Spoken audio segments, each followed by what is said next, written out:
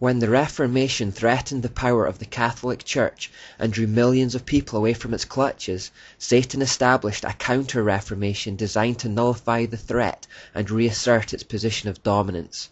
At the Council of Trent from 1545 to 1563, a commission of cardinals was put together to clean up the Catholic Church and to reassert its position of authority as the only true Church of God. Fundamental to this movement was the establishment of new religious orders. The most famous order to be created at this time, and the one that has gone on to become the largest in the world, was the Society of Jesus, or as they are more commonly known, the Jesuits. They would become one of the most infamous organizations in history.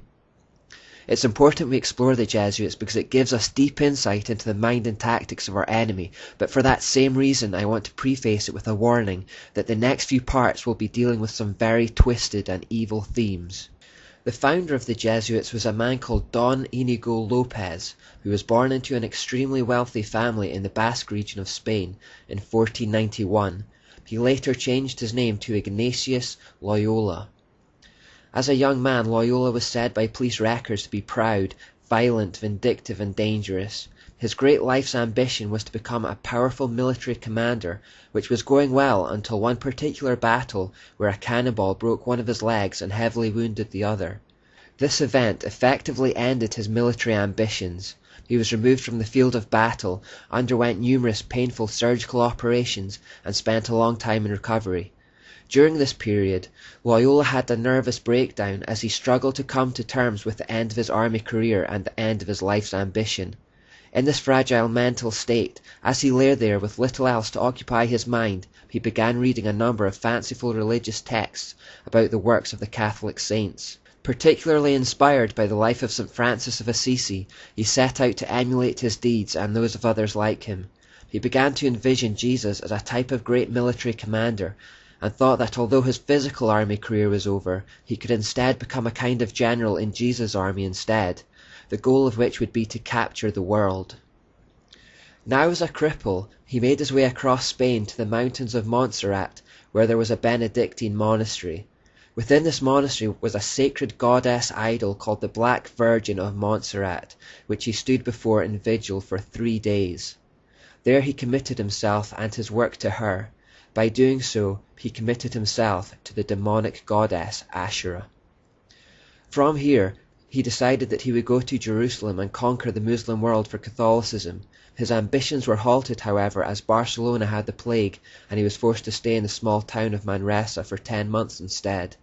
For those 10 months, he lived in a cave, torturing himself physically and mentally, until he began to have dreams and visions. Through these hallucinations, he claimed that the secret doctrine of the Catholic Church was taught to him by a form in the air near him, and this form gave him much consolation because it was exceedingly beautiful. It somehow seemed to have the shape of a serpent and had many things that shone like eyes, but were not eyes. He received much delight and consolation from gazing upon this object, but when the object vanished, he became disconsolate. Here we see the telltale signs of a demonic cave revelation, exactly like that which Muhammad experienced.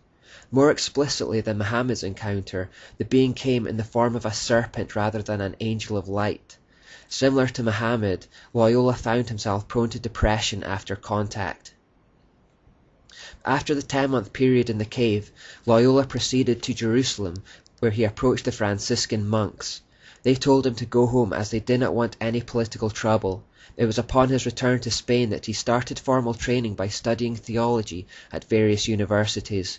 At this time he, along with a small band of companions, also started making disciples of others.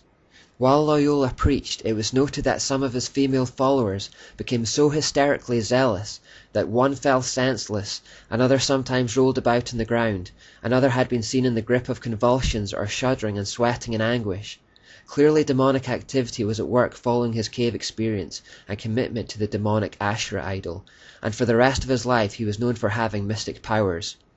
In the coming years he would be thrown into jail twice under the suspicion that he was a member of the Alumbrado, or as we know them, the Illuminati, and we'll discover more about them later. The description of people falling senseless and going into convulsions may remind you of scenes from Christian churches in recent times. To deal with that, I want to refer you to a 3-part series called Kundalini Warning, which I'll provide links for below. Please watch all the way to the end for a balanced opinion.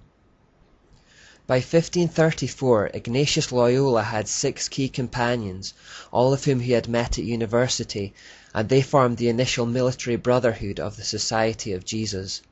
On the morning of 15th of August 1534, they met in the crypt of the Church of Our Lady of the Martyrs at Montmartre, and took solemn vows committing themselves to their lifelong work.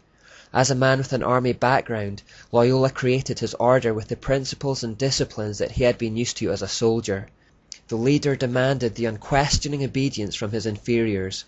Loyola was made the first superior general of the order, and they began the work of opposing the Reformation and re-establishing the dominance of the Catholic Church in Europe and around the world. They made their way to Rome where, in time, their society was accepted by the Pope, who at that time was Paul III. Paul III had seen the need of such a military order to repel the progress that the Protestant Reformation was making, as the Catholic Church seemed powerless by its own means. The Pope invested in them the authority to excommunicate all who would hinder or who do not aid the society, to confer orders, preach and administer the sacraments, to change their general, to absolve heretics as well as imprison the excommunicate, to exercise episcopal functions, to confirm, exercise, dispense, etc., to disguise themselves, to carry movable altars, give plenary indulgences, to live exempt, free from secular powers, taxes, as well as jurisdiction, authority, sentence, and command of any other ordinary delegate, judge, magistrate, from any search. In other words, the Jesuits were given authority from the Catholic Church to operate above the law and to employ any means necessary to do their work. With this remit, in time, the Jesuits became the most prominent and powerful of Catholic weapons against the Reformation.